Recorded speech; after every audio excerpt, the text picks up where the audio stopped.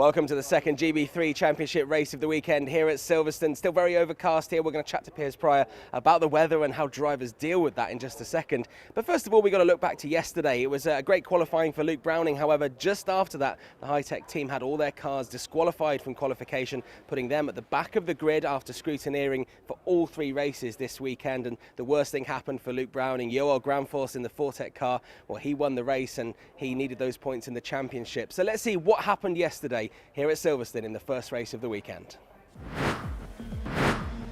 Highlights from the first race of the Silverstone weekend would see Callum Voisin on pole position. Not a great launch though. Joel Granfors would be down the inside into the first corner.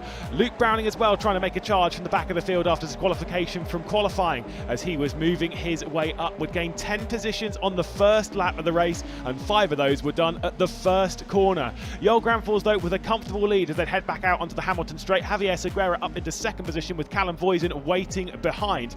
Cian Shields had Zach Taylor all over the rear and these two would put on a very good show. Zach Taylor trying to get a move done into Village, then around the outside of the loop. He'd hook it back to look to the inside coming up towards Aintree and was not able to do so, but he'd be deep into the slipstream on that race down towards Brooklands onto the Wellington Straight.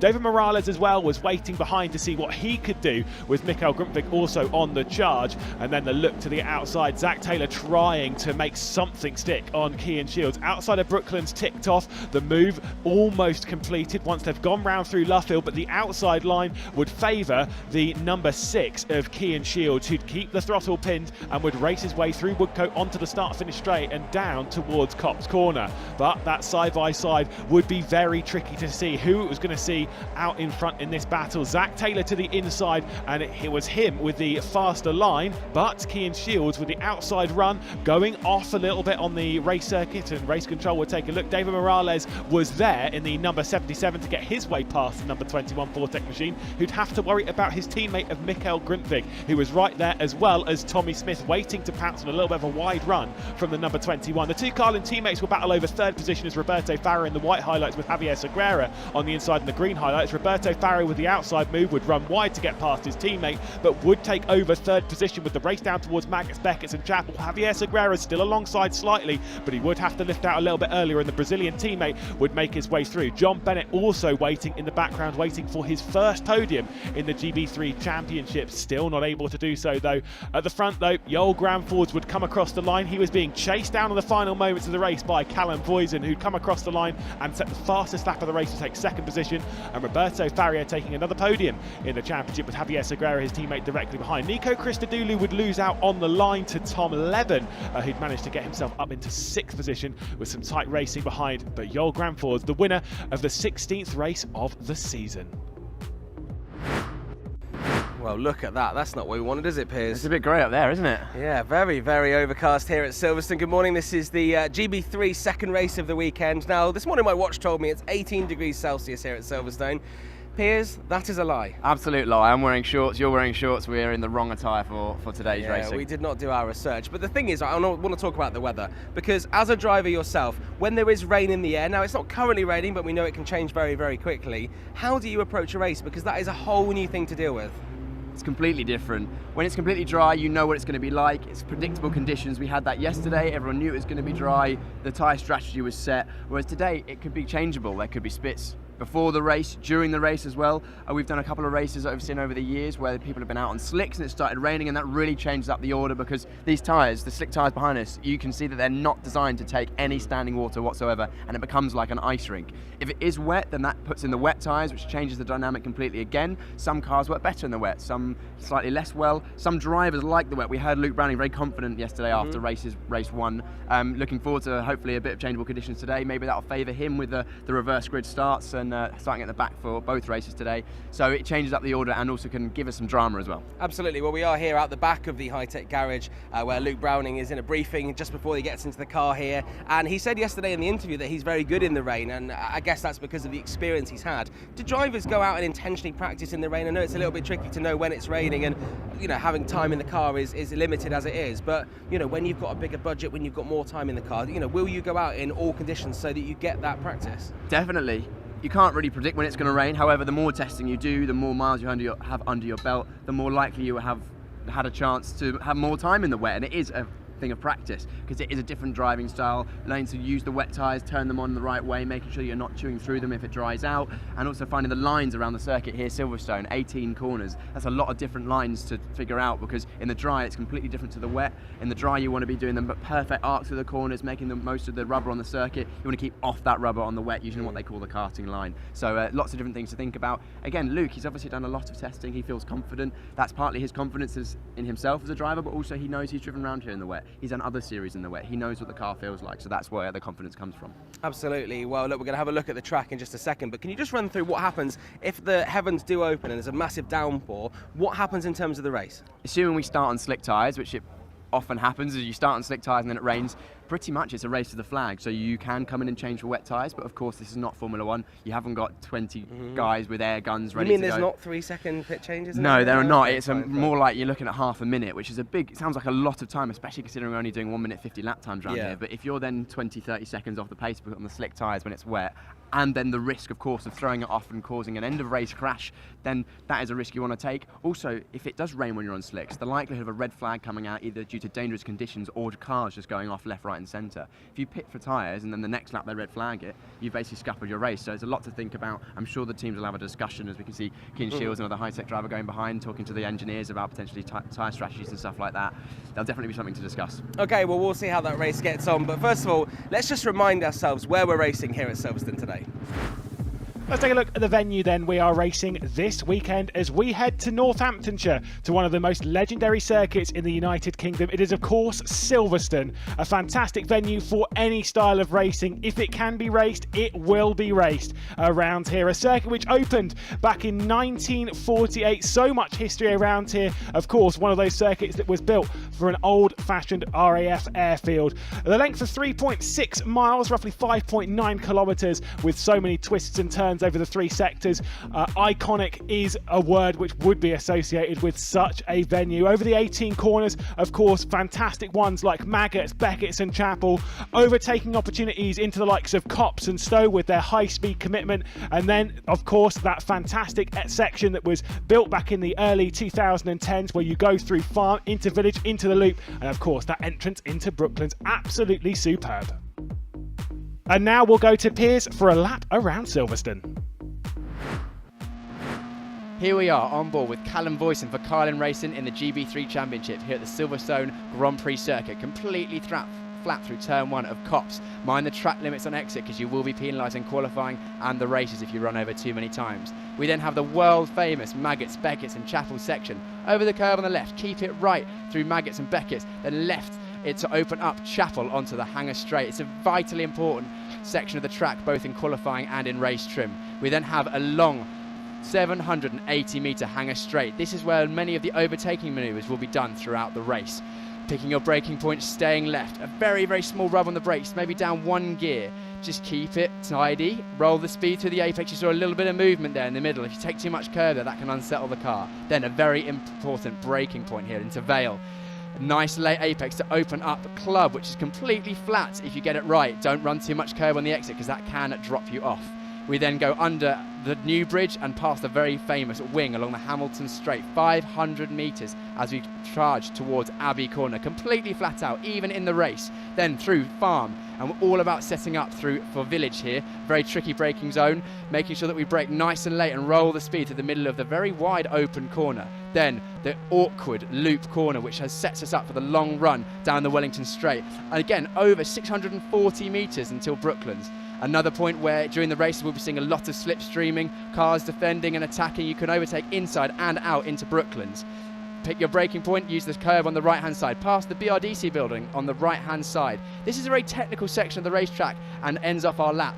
We then have the final corner. We'll see Callum trying to set up for a fast lap around this Luffield corner, a very long corner, and the exit is very important, because even though it's the end of the lap, it's still 770 metres till the next corner. And that's on board a lap with Callum Voisin. Let's see how he gets on in the next races. Well, I'm now outside the Chris Dittman Racing garage with the newest driver on the GB3 grid, Ayrton Orry. Welcome along. I mean, how are you finding this GB3 car, first of all? Oh, this is my favorite car I've ever driven. This car has so much downforce, and through the turns, you can really feel it. Now, you've done qualifying already, and we discussed it just before we started talking that you did come last. But I mean, you know, you're just getting used to this car. I'm assuming like Thursday was maybe the first time you've driven this car? Yeah, so Thursday was the first time I've driven the car, and each day I've gotten about a second faster. Well, actually, Thursday I got about 2 seconds faster, but, you know, progression is all that I'm really thinking about right now. Yeah, so your hopes for the weekend, just make up some places and see where you go? Absolutely, yeah, because, I mean, you know, I didn't really expect I was going to be pole going into this. I mean, it's a new car and new track. Now, to people who are watching who aren't familiar with what you've done so far, I mean, tell us about you. I mean, obviously you're from Florida, and what's your experience so far in racing? So I started racing go-karts at 5 years old, and then from then I raced junior karts until I was 12, and from then on I drove Skip Barber Racing School at 12 years old, and stepped into Formula Ford at 13. Raced in Formula Ford till I was 14, and then drove USF 2000 till I was about 15, and the Rolex, and now this. It's just, yeah, it's really, I've been doing it for so long, it just, you know, it's hard to look back at it sometimes just because I've been doing it for so long. And also you've done so much in a relatively short space of time, so yeah, it's great to see you here, and we wish you the best of luck this weekend here at Silverstone. The newest driver on the grid, Ayrton Ori with Chris Dittman Racing. So we're outside the Carlin awning here at Silverstone for the GB3 team. We've got Roberto Faria here. You seem like you didn't have the best weekend last weekend at Spa. Tell us a bit about it. Yeah, we were lacking a bit of speed in the straights. We changed the engine now for this week.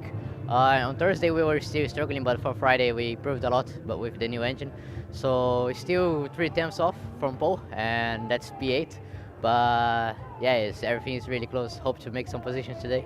Yeah, you just mentioned it's very, very close at Spa, with the 3 tenths making a big difference. Same here at Silverstone. We saw in qualifying that times are so close. How have we gotten in quali? Tell us where you qualified and if you're happy with that.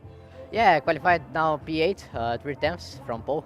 It's everything really close. It's just in the last lap I managed to do that lap, but it's 1 tenth you can gain main positions. So every single second counts. So 8th and 9th in race 1 and 2. Do you reckon because the field is so close you can make some progress from there? Yeah, every single first lap is a chance to overtake, so hope to do a good first lap and go from there. Brilliant, thanks very much, Roberto. Good luck in the races.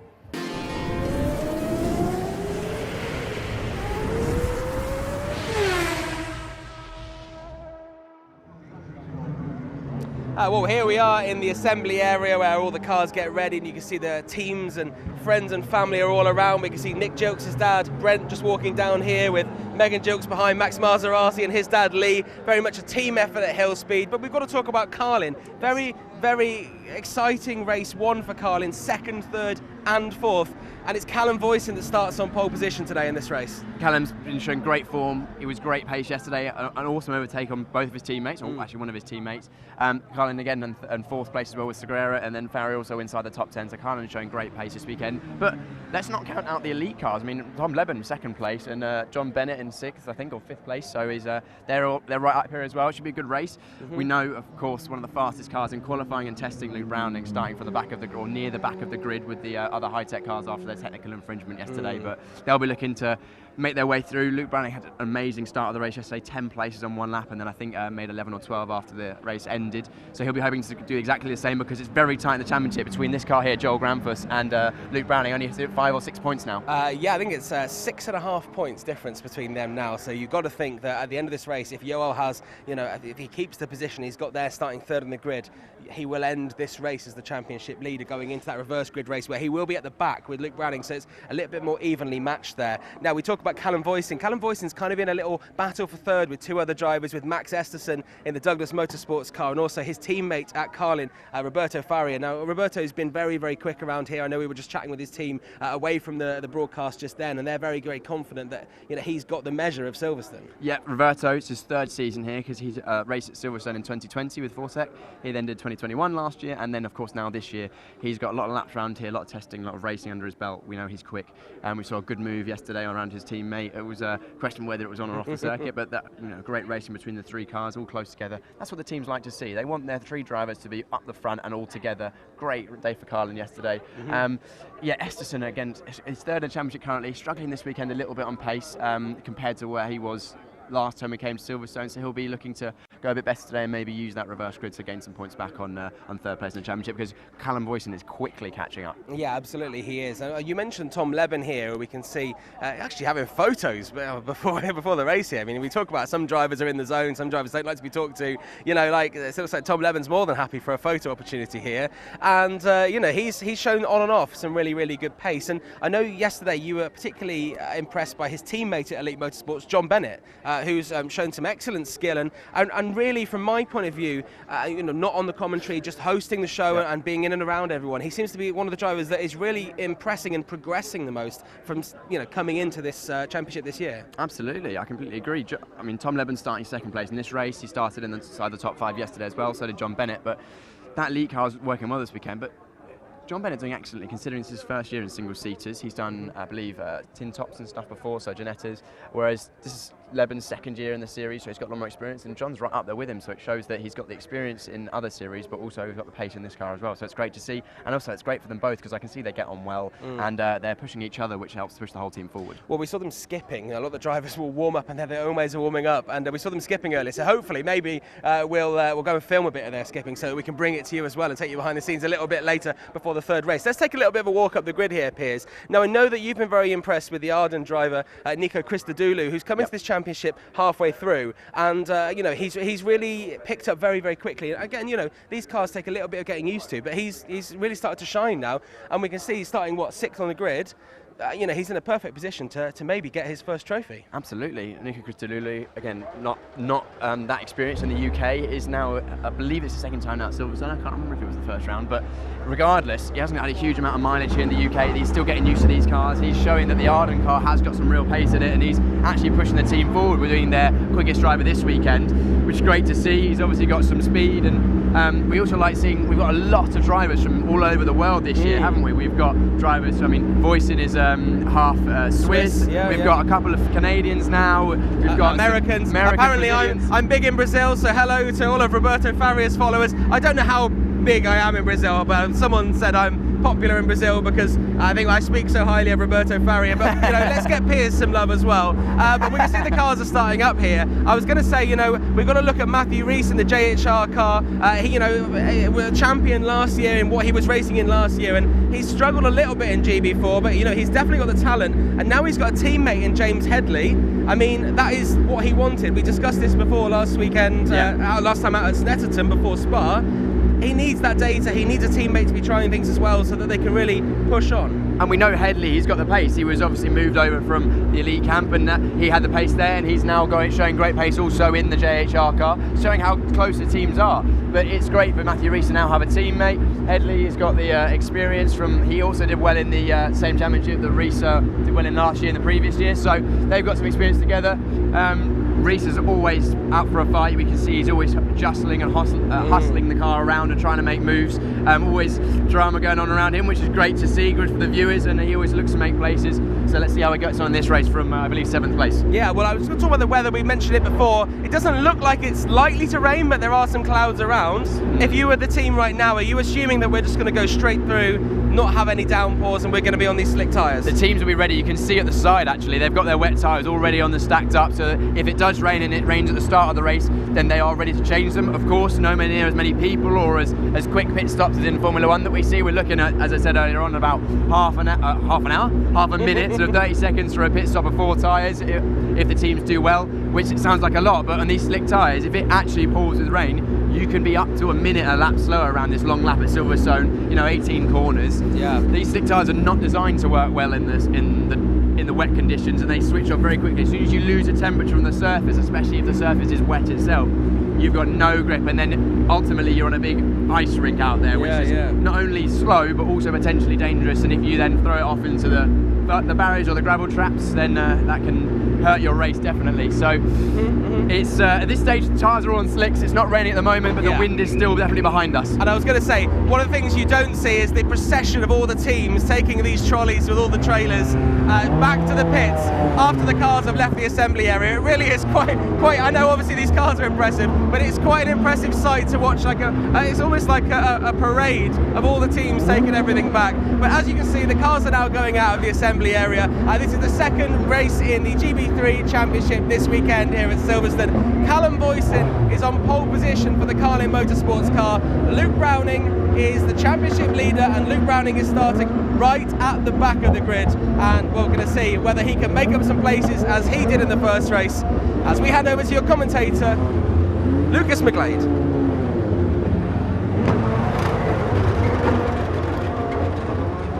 Well, cheers to John. We'll catch up with after the race, of course, and Piers will begin his run back over to the commentary booth, and we'll begin our run in towards the checkered flag of the season. Of course, just 8 races left to go in 2022, and that means that we are into the final third of the season. There is Cian Shields who'll be lining up in the final spot. Of course, anyone who didn't join us yesterday, I know it's been explained a little bit in the pre-show, but just to remind you, High Tech Grand Prix were disqualified for an infringement in qualifying, and thus they have to start from the back of all 3 races here at Silverstone, and that's why this is a big race in the championship. Our championship leader at the moment is still Luke Browning, who'll be starting back down the rear end of the field.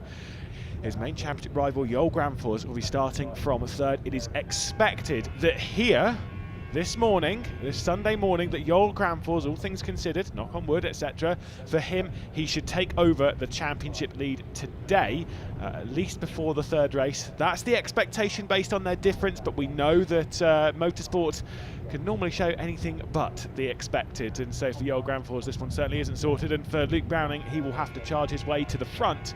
And you can see that front of the grid, we'll see Callum Boyson alongside Tom Leben. Got to say something, by the way, with Leben and his qualifying round here. He starts from 2nd position. Now, when it comes to the 4 races that we've had at Silverstone this season that have been sorted from the qualifying order, Tom Leben has started in 2nd place in 3 of those. Absolutely insane qualifying. But Callum Boyson is the man to beat, a double pole position here at Silverstone after the disqualification. He's very strong.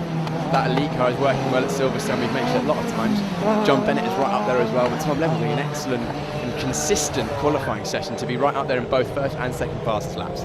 Yes, he is. Now you can see them rolling away there. So you've got David Morales coming through again in the black and white from the joined us yesterday. You've got the number 12 Chris Dittman racing car of Ayrton Ori as well.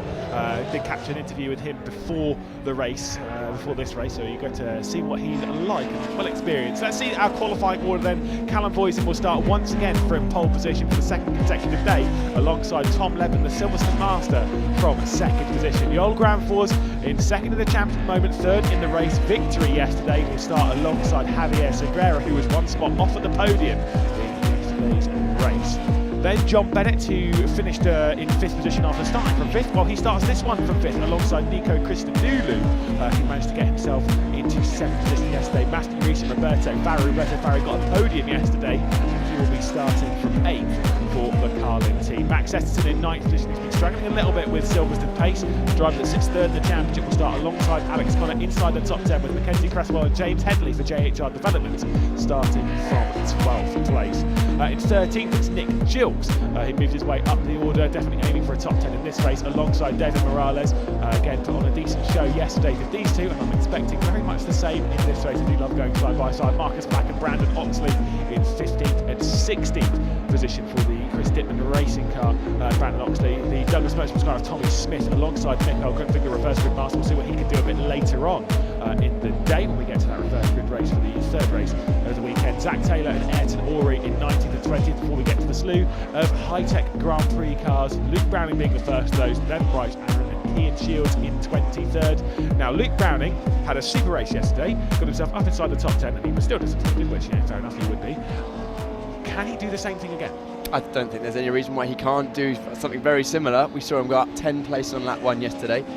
Obviously, to go up 10 places, you have to put yourself out there, potentially increasing risk. So he might think, right, I went up 10 yesterday, maybe that was the best I could have done.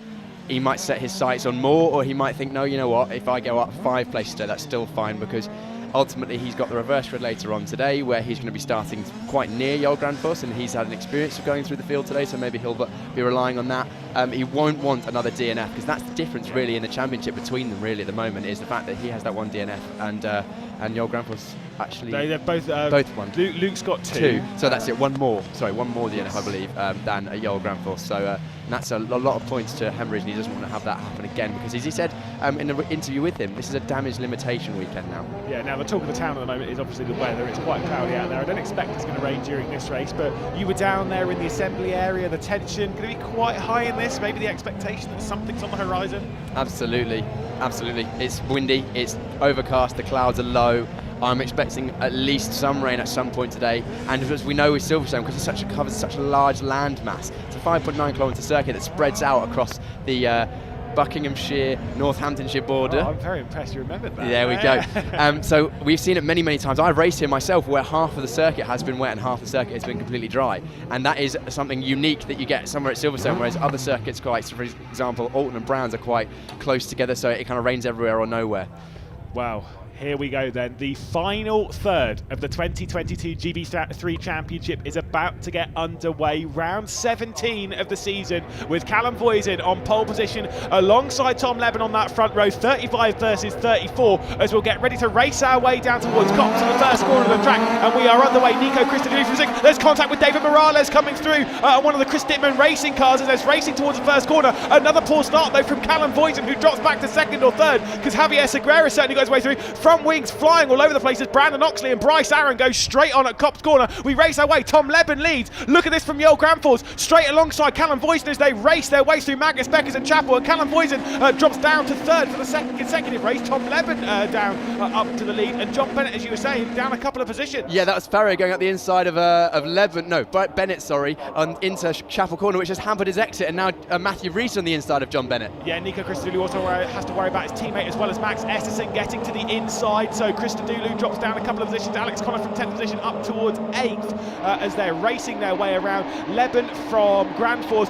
Farrier as well is trying to get around the outside of Callum Voisin, who's dropped back behind his teammate Javier Segura as well. As there goes John Bennett, very, very wide, trying to hang on from Matthew Rees, as well as Matthew Rees' teammate of James Headley in that silver and green car. And it's dramatic in that mid-pack. We haven't seen what happened to Callum Voisin. He's dropped a bit of time. Maybe he went wide at the exit slow or something, because he was right in set. He was there in third place, but he's now dropped behind one of his teammates, Segura.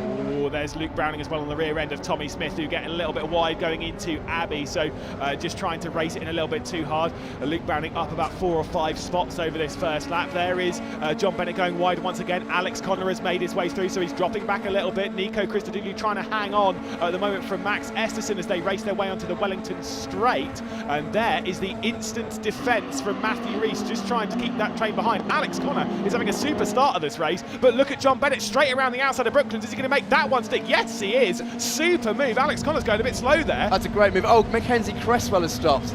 That's a big incident as well. You can see the rear left just being pulled straight off of the car. I will almost guarantee that's probably going to be a safety car based on where they are. It's sort of a bit of the firing line into Village, I think. Safety car called. You can see on the left-hand side of the pit wall there. That means that the race will be neutralised. Safety car will come out and pick those cars up to allow that car to be retrieved by the marshals around his circuit. Marshals all around the circuit. Who's that going slow? Is that Browning? No. I think it is one of the high techs though. I think it is Key and Shield. Yeah, we saw one of them with front wing damage. It might have been Aaron. It is Bryce Aaron. You're absolutely right. That will be Bryce Aaron coming around there, because Key and Shields has worked his way up to 17th position from the rear of the grid. So Luke Browning again. How many positions is that up on the first lap once again? Once I did say he went up 10. Maybe you can't expect the same to happen. Once again, Luke Browning up 10 positions on the first lap. That is that Ayrton Ori?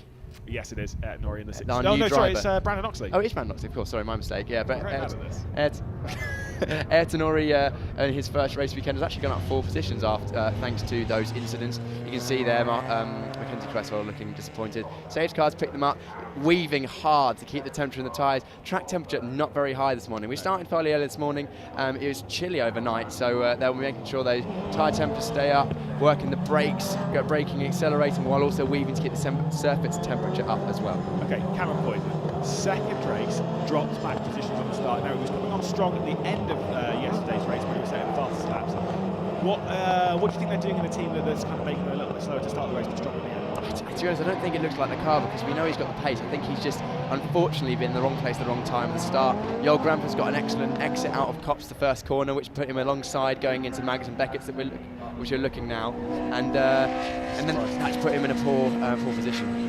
Ooh, also, do you see there's a couple of sprinkles of... Is that just me trying to be dramatic? Because the sun has come out outside. It looked like there was a couple of sprinkles on that camera. Yeah, windscreen wipers on the safety car over by the wing at Hamilton Straight, so we've clearly got some sprinkles of rain over there. I don't know how hard it is at this stage, but as I mentioned, it's sunny here at the old, what they call the old pits along the start-finish straight here at Wood Straight. The National Straight, sorry. It's so it can be sunny here and it can be raining in a different part of the circuit, which makes for a unique challenge for the drivers. There's Mackenzie Cresswell. That's definite rain at the loop. Yeah, there is definite rain. Just had Mark Burrell pop his head outside. Definitely no rain on this end of the circuit, but that is 100% wet. And bearing in mind, this is only about 600-700 metres away from where we are, and it is raining.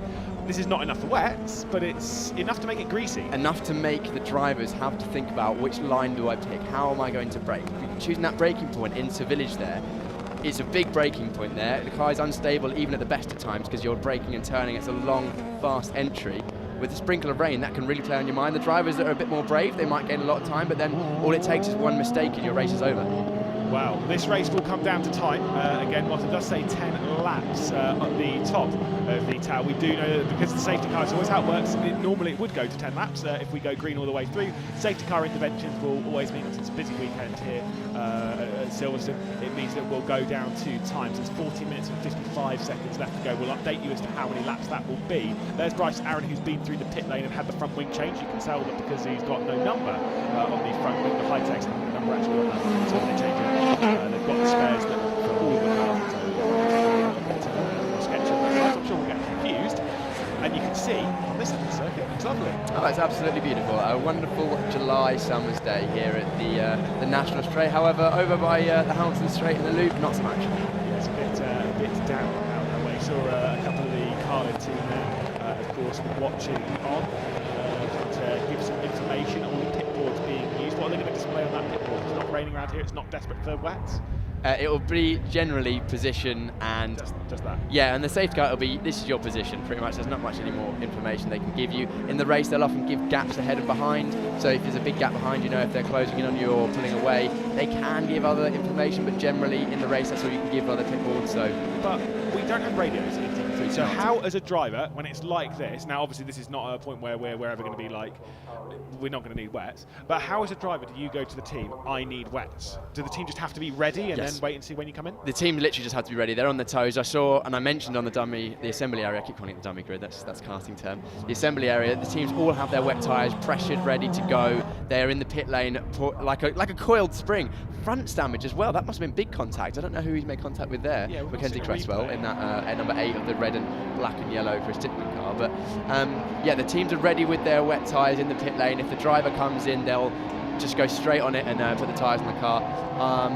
That's it really, that's all you can do, is the team to be ready, and as a driver it's you're out there on your own, you're there to make the decision, which in a sense is quite good because the drivers then, they have that autonomy to basically dictate their own race. They can think, right, if we're running heavy enough now and I've got enough time to come in and change it and have an advantage. But realistically, as I mentioned earlier on, for you to gain that time back from the pit stop, which is going to be at least 30 seconds lost, it has to be really quite wet, and also then not to be a red flag, which is, it's quite a unique situation. So if it, for instance, if it started throwing it down now under safety car, I would expect to see a lot of the cars come in. Yeah, absolutely. Well, I mean, to be fair, kind of part of me sort of like the cynical side. I was like, yeah, go on do it.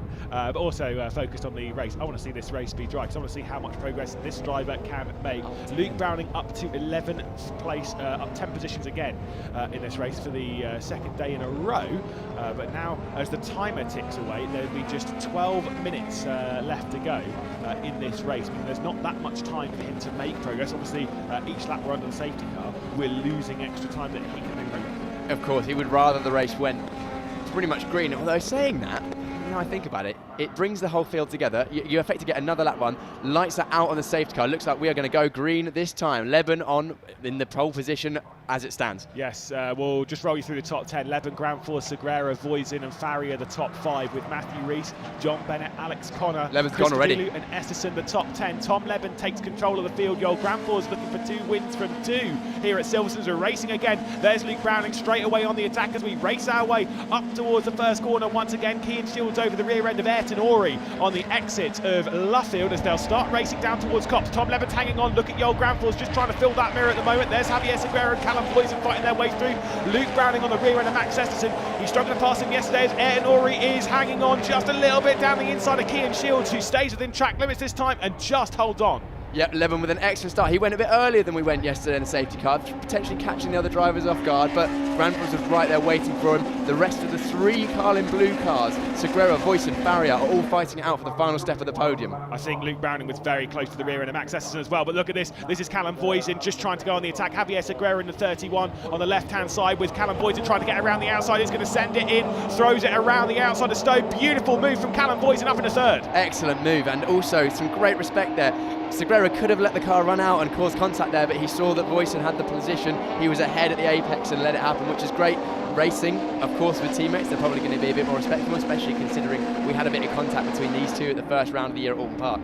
Yes, indeed, and they don't really want to see that again. They had a great day yesterday with 2nd, 3rd and 4th. They're currently running 3rd, 4th and 5th. Are the Carlin team. So Roberto Farrier looking for another podium. We've got side-by-side between the 2 Dittman racing cars. Brandon Oxley getting past his new teammate of Ed and Ori. And then you've also got Bryce Aaron around the outside just a little bit there, getting squeezed off just a touch. And you've also got James Hendley closing in. Here is Tom Levin, though, still leading. Joel Granfors is right there. I think he might well be able to make a move down into Brooklyn. He's going to be very close. It has to be a big send. Maybe Tom Levin's going to defend it just a touch on the Wellington straight. You can see there just at the end as Javier Segura is also having to defend. Roberto Farrier looks to the inside but doesn't commit to a move. It looked like Granfors was very, very close to the back of Levin going through the loop which leads on through Aintree and onto that Wellington straight. So he had a good section through there. The gap is very small. It's only 2 tenths, probably less than now. We'll see as he comes over the line very shortly. But Granfors really, really wants that double win. Yeah, he really does. He's hungry for it, especially whilst he knows the issues for Luke Browning are there. Tom Levin, though, holding that defensive line, and he is going to hang on to the race lead at the moment. Callum Poison confirmed to be moved up into 3rd position whilst Luke Browning is struggling to get past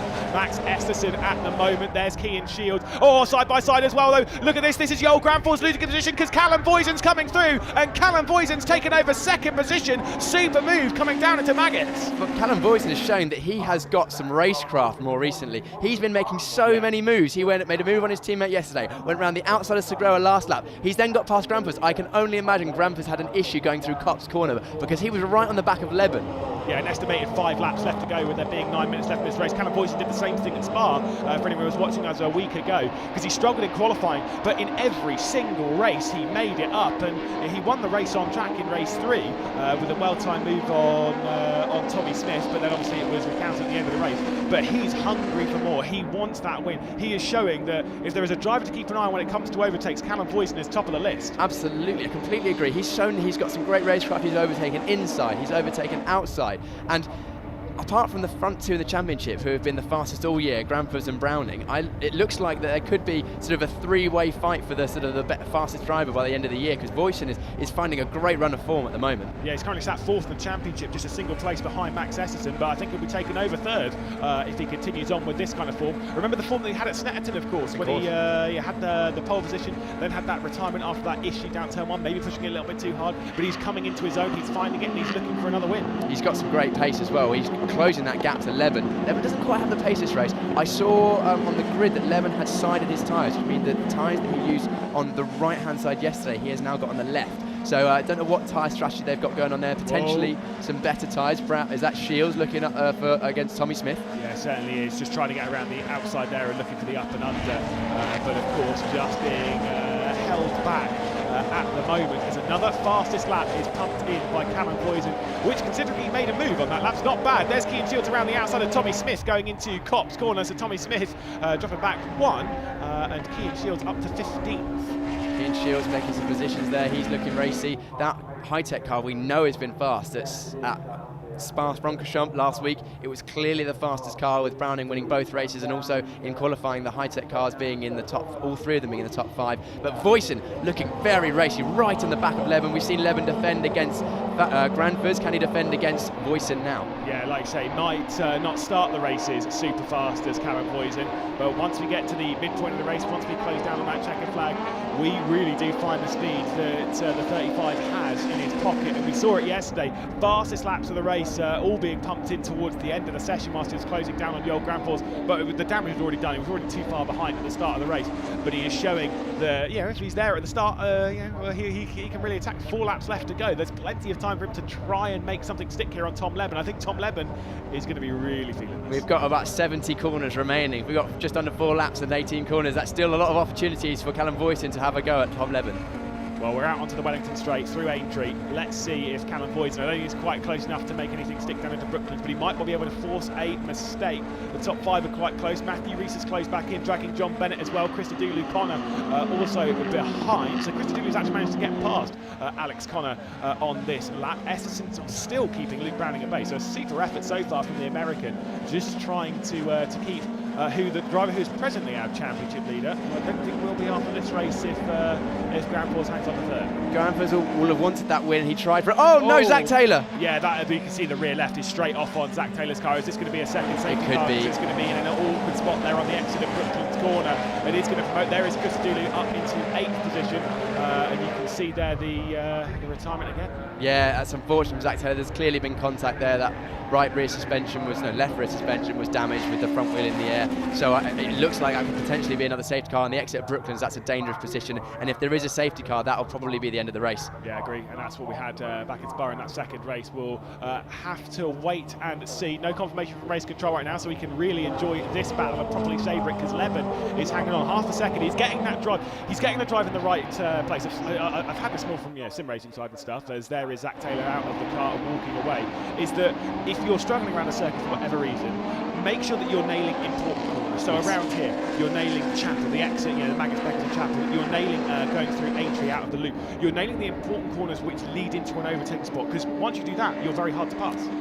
Completely agree, and it looks like Voisin is very strong in sector 1, so Cox, Maggots, Beckett's, Chapel, which puts them very close going into Stowe, but then it seems like Leben's got some good pace going through Stowe, which then gives him a bit of a gap into Vale and then through into this section, which is where a lot of the moves happen, into Village and into Vale. So he's quick where he needs to be at the moment, which is meaning that Voisin can't quite stay as close as he wants and can't affect a move at this stage. Well, you can see here they're going up to the corner. It's just double waved yellows. They're doing it under double waved yellows. There is no safety car being pulled out, which does remove one very good braking overtaking opportunity. There is Zach Taylor's car getting out of the way, so the marshals straight on it, making sure that we can continue on in this race and keeping it green up to the checkered flag. We'll keep our fingers crossed for that one. It does promote, of course, a few down in the back end of the field, up a couple of spots. There is Max Esterson still ahead of Luke Browning, who did get himself up inside the top 10 in the last moments of the race yesterday, but this time he's going to have some work cut out even more.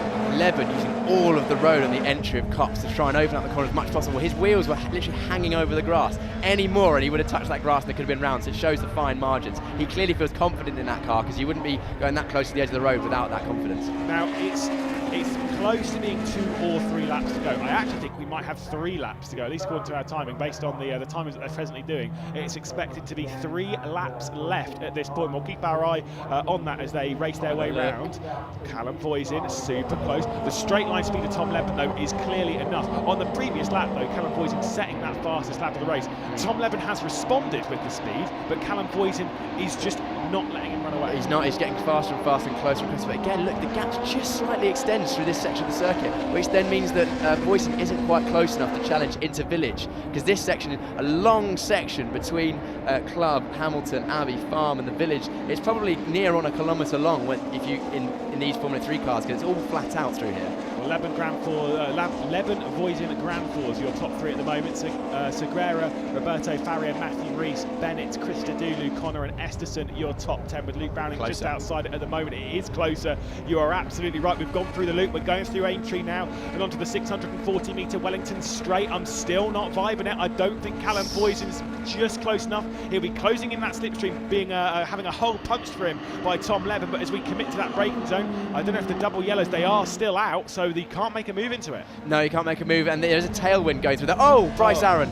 That's a bit of a shame for Bryce Aaron, who's already had issues this race, and you can see in that gravel trap he's keeping his foot pinned. What's the best thing to do in that scenario? Try and keep the car moving. It looks like he was trying to, but that gravel was just a bit too deep.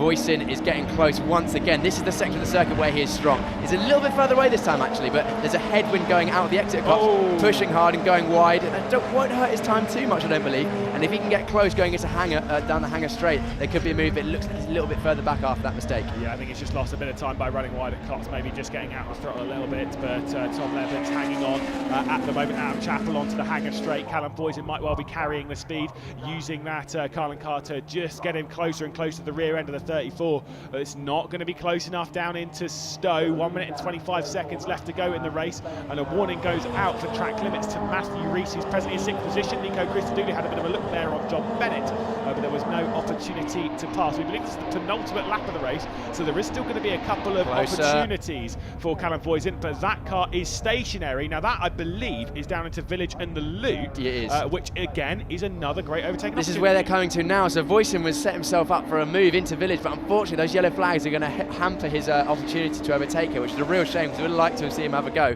But hopefully they can clear that next lap and maybe he can stay close enough to have a go into Brooklands. Unbelievably frustrating as a driver, isn't it? When you're driving around, you've got double waved yellows, which should be in now at Brooklands. You've now got double waved yellows coming down into Village and the Loop. You're like, where are my overtaking opportunities around here now? There's only a certain amount of places you can overtake in these GB3 cars around here. They're so fast, the braking zones are so short, and some corners we don't even brake. For example, Cops, Maggots and Beckett's completely flat, so it means that the limited braking points where you can overtake, you need to make the most of them. Voisin's very close now. This is the closest I believe he's been in this last section of the lap, so potentially looking for a move into turn 1 at Cops. Yeah, if they're going to get there, I believe we are going to do so, and we're going to start our final lap of the race. So Tom Leben is going to come across the line with 10 seconds left to go. The timer counts down. The checkered flag is not going to be out yet, so Tom Leben continues to lead at the moment. He crosses the line with just a couple of seconds left, which means that he has to really deal with Callum Voisin for another couple, and that extra lap could be costly because Callum Voisin is super close on the run down towards Magnus Beckers and Chapel as there was someone running wide in the foreground. Yeah, we'll have to deal with the fact that he's got a bit of dirty air, but Voisin's going to be pushing so hard to try and get the tie. He's just a bit too far back to have a move into Stowe corner, I believe, but he's going to be right there, depending on whether that yellow flag is removed at Village, which I think is unlikely with that car in the gravel. He's getting closer though, look at him, he's going to fill the mirrors of Tom Leben, try and force a mistake. Well, they'll need to bring out some heavy machinery for that car to get it out of the ground, which obviously they're not going to do whilst we're racing around, so I think they'll have to wait until the checkered flag for that one, which does mean they do lose an overtaking opportunity, but Brooklands is still absolutely on. Tom Leben just hanging on at the moment, Callum Voisin all over the rear end. Joel Grandfors has not had the pace, but he does have to worry about Javier Segura as well in the background, so it's certainly not done for the Swede. It's expected to take over the championship lead up towards Abbey on the end of the Hamilton straight. Callum Voisin not quite close enough, but like I say, he is getting closer, he's getting closer, he's getting closer. He is, he's actually close enough to have a look and for a move, but Leben's defending. There's no flag outside here, so Callum Voisin, he's sending it in, he's in too deep though because Tom Leben has just tried to squeeze him off a little bit, and Callum Voisin looking for the up and under. He's going to go outside, that's going to be tight. Oh, front wing's gone! Oh my goodness, top contact. Will that have punctured Leben's right rear tyre? We'll have to wait and see as to where Joel Grandfors is going to be in all of this. Does Callum Voisin know that he's not got a front wing at the moment because he's going to look down the inside into Brooklands? Tom Leben is still hanging on to the race lead. He jinks over to just hold a defensive line down into Brooklands, the final lap of the race, and Tom Leben is coming through. No front wing. It's going to be a sluggish exit from Luffield for Callum Voisin. And look at Joel Grandfors, who is closing in on these two for the race lead. Out of the final corner though, they punch it up towards the line. It's going to be Tom Leben and a first victory in the GB3 Championship as he crosses it just ahead of Callum Voisin, a drag race towards the line, and Joel Grandfors are going to miss out by 1/10 of a second over second place as they all race their way up towards the line. Nico Christodoulou with John Bennett directly behind, but what a dramatic end. Dramatic end to the race. That yellow flag must have been pulled in. A good job by the marshals to get that car out of the way, but Voisin, he went inside, he went outside of Village. He then got forced off the road. He thought, I'm going to get the cut back. He got a cut back, but Leben was wise to it and came out of the corner narrow. Voisin then thought, I'll go to the outside. Then Leben took his space, which he's entitled to do, and unfortunately, Voisin was driving into a gap that was always going to close. He did very well to hold off Grandfors right at the end of the race with no front wing. I'm just going to correct myself immediately because I said it was Tom Leben's first race. It's not. Of course, he had a race win back in Silverstone the last time we were here. I just completely forgot. I believe it was race 2 as well. It was race 2 as well. Yeah, he's very good at race 2s around Silverstone, apparently. Yep, well, it's a great race. Well done to Tom Leben. Another win at Silverstone shows that he's got the pace here. That elite car working very well. He did well to hold off Grandfors at the start of the race and Voisin, I think. the pressure that he was under that whole race shows that Leben's got some pace, he's got the confidence in the car, and hopefully he can carry on that with the rest of the season. Wow, 11th place for Luke Browning. No top 10 in this one. Still made up those 10 spots on the first lap of the race, but that's all he could do. He's really good at nailing it in the first lap. Now the thing is, there are reverse grid race coming up. If he can do that again, well, he'll be way ahead of Neil Brown, so he'll be starting back there as well. Yes, of course. He'll be. If he can do 10 again, assuming that Granfors can't do the same. He's well practiced. Well practiced on making his way up to the first lap. Of course, it'll be different with the drivers having the reverse grid because he'll be around faster cars.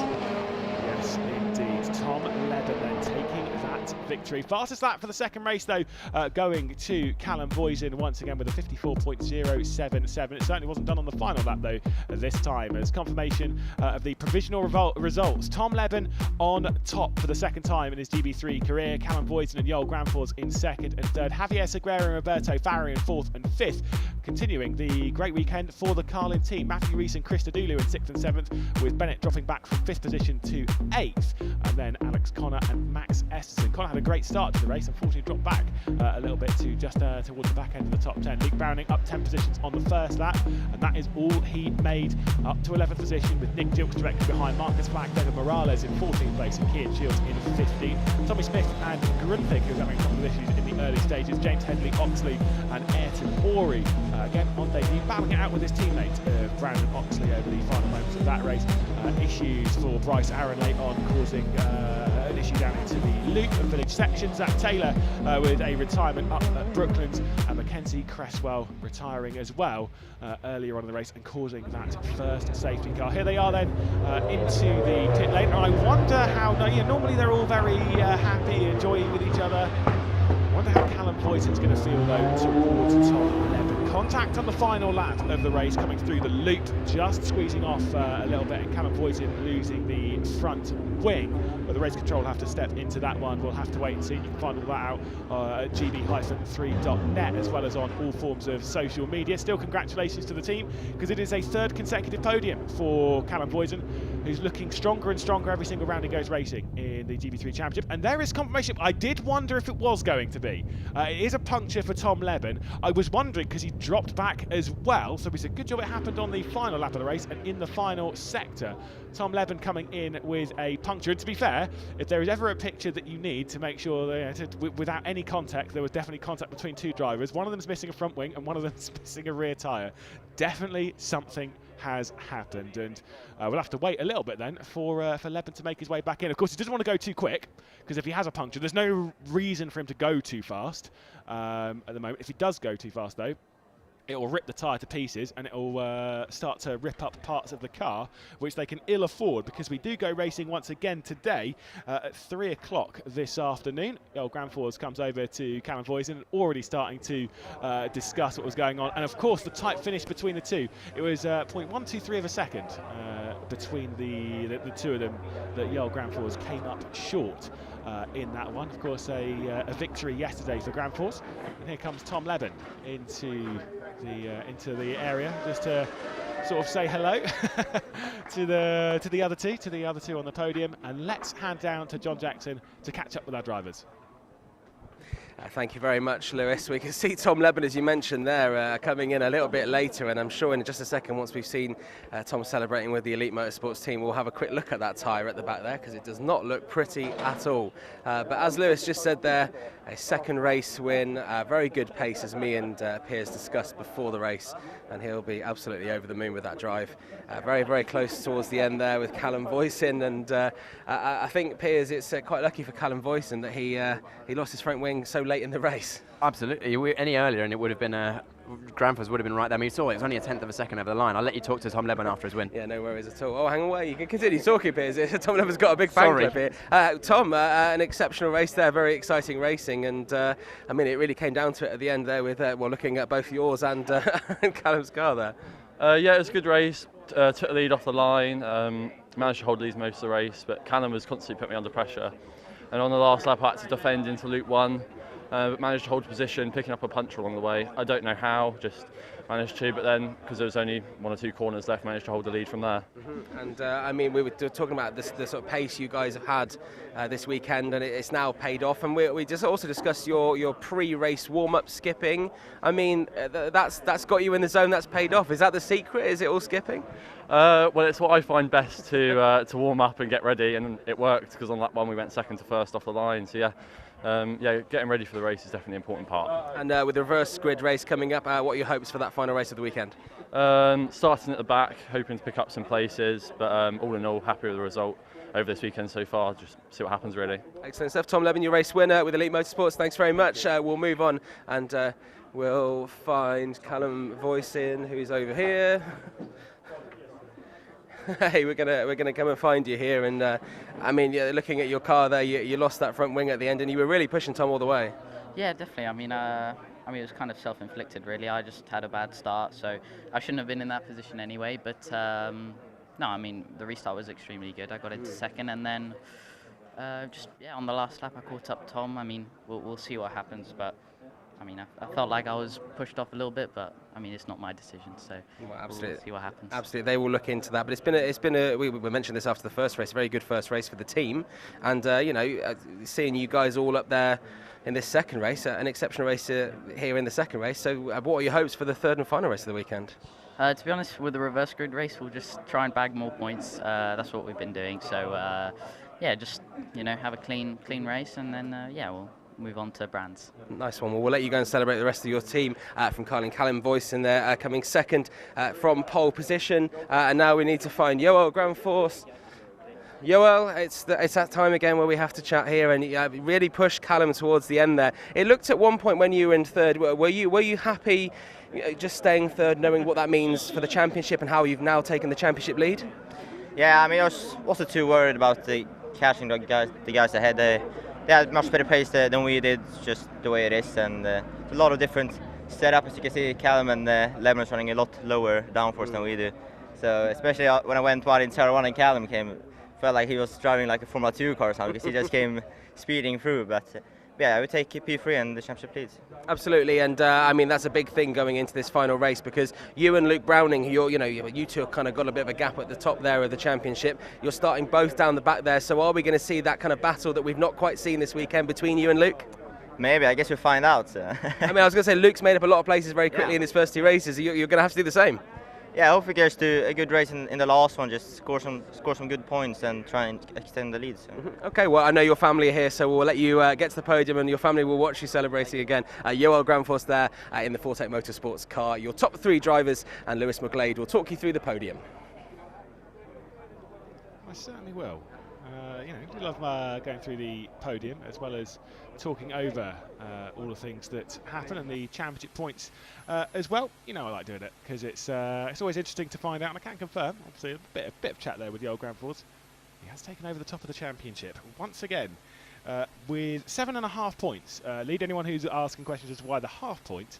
It's because we did have half points given out for the third race at Spa. So we do get to welcome Joel Grandforce onto the podium for the second time this weekend, as well as being the second time that he's on the podium without Luke Browning. He's taken full advantage, or as close to full advantage as he can, from the event itself, considering that his main championship rivals had the issues. But as they head into that third race, he will start ahead of Luke Browning, but knowing how good Browning has been at picking up the pieces on the first lap, it's going to be very tricky to outscore a very determined Browning on that race a little bit later on. But keeping focused on the task at hand, see Jonathan Palmer down there as well, keeping John Jackson and Piers Pryor company.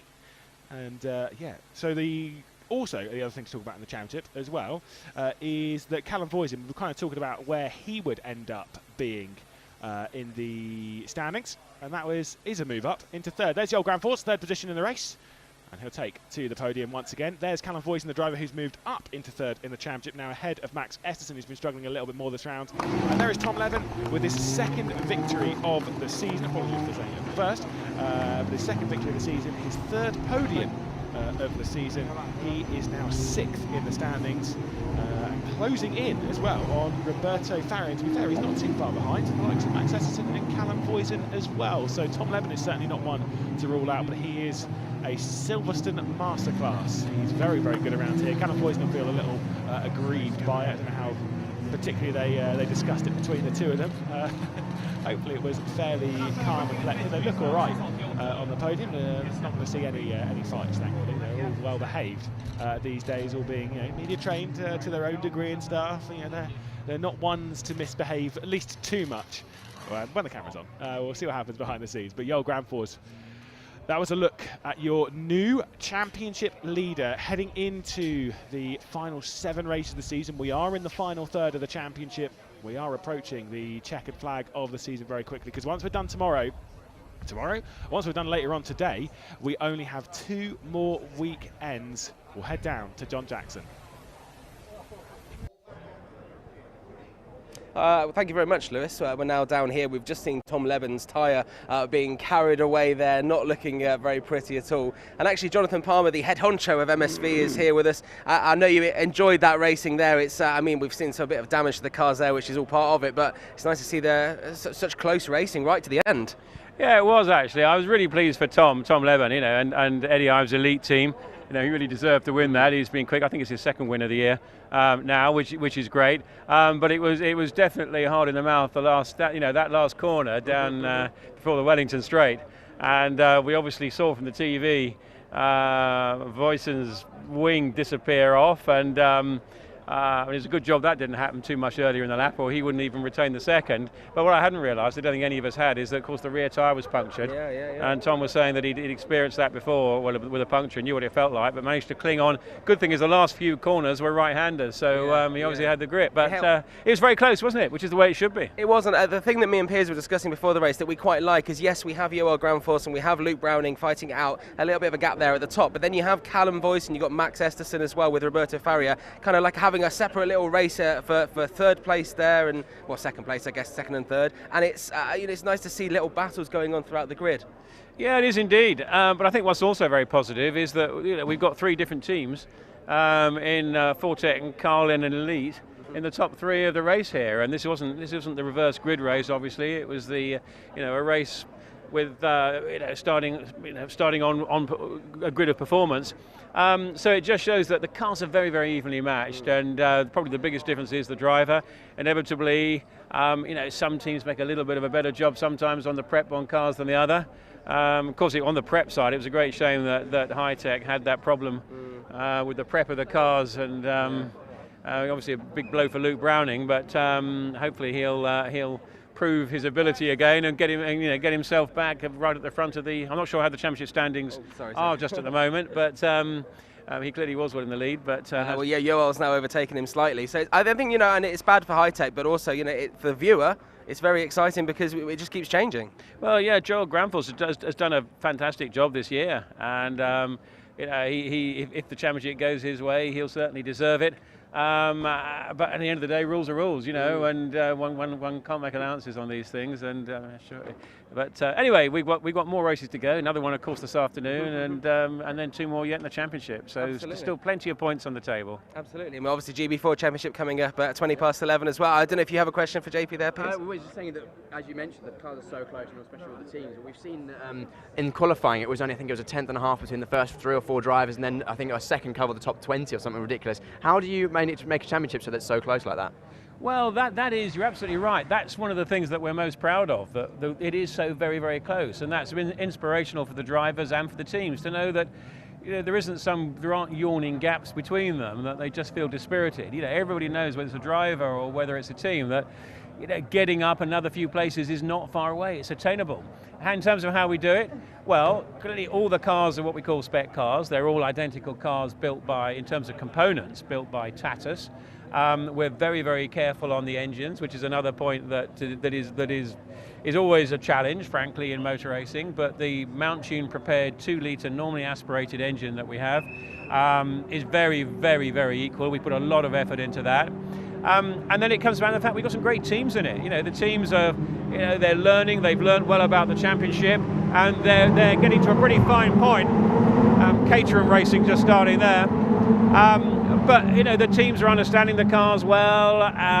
We, I think, as a championship, give very good technical support, so they can learn from that too. But it's the way motor racing should be. You know, it's really very, very close with those that deserve to win, be it a driver or a team, getting their results. Of course, and also for the drivers, it's so rewarding with it being so fine margins. You know that if you put it on pole, you have a good qualifying session, that is down to you, because you make a 10th mistake, and we saw from qualifying, if you are 10th down, that's 3 or 4 or 5 positions potentially. I think absolutely, and I think the other thing that makes this is so important is that when we have our champions in GB3, that the world of motorsport, and particularly we're talking about the FIA F3, FIA F2 teams, they all know that the result, second grid just wandering off, the teams in the next steps, let's face it, all these guys, all these drivers are really trying to aspire to Formula 1, and the next step's FIA Formula 3, the next step's Formula 2.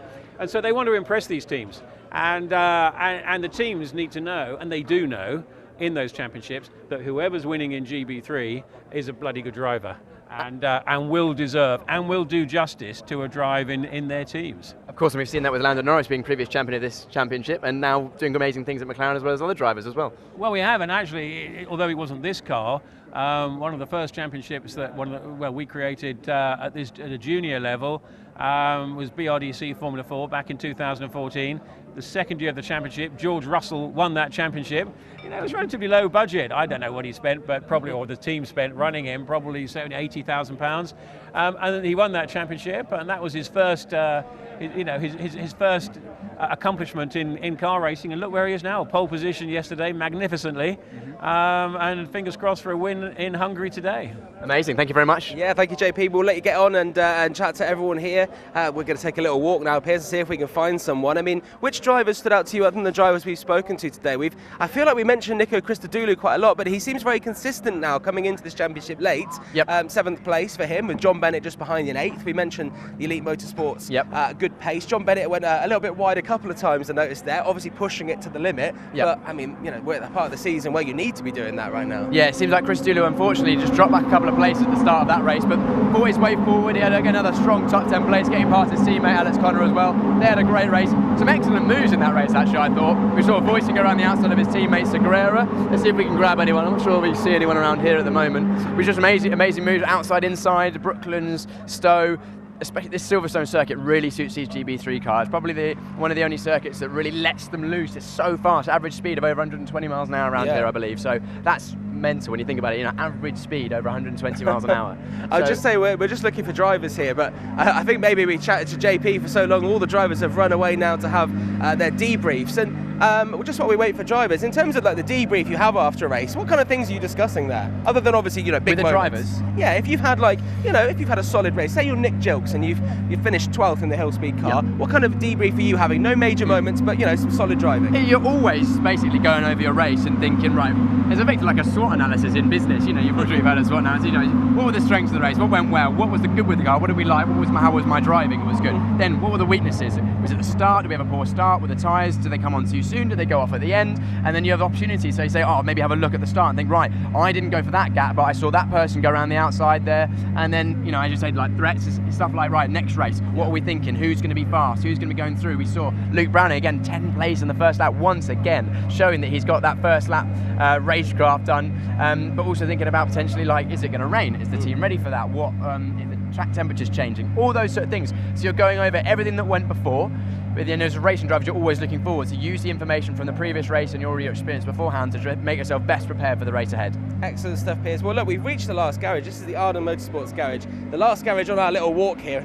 Like we were hoping maybe catch Nico Christodoulou, but Nico Christodoulou has disappeared here. And as we look back at the grid, I mean, I can see no drivers, so I think we may have to leave it here with the GB3 Championship. But you know what? There is a race later on this afternoon. You can come back for that. We'll chat to some of the drivers beforehand in the pre-show. Definitely want to get some of the skipping with the Elite Motorsports guys on, because I mean, I'm absolutely fascinated by what drivers do to warm up. We'll maybe ask Piers what his warm up is a little bit later on. But next up is the Gb4 Championship. It's the first race today. It's the second race of the weekend. We'll be live from around about 11:20 as Max Maserati starts on pole. He didn't have a great day yesterday. He's going to want to get his first race win if he wants to stay up there with Nicholas Taylor, who came from 5th, to win that race and really make the championship very exciting. We'll be back at 11:20 for the next race in GB4.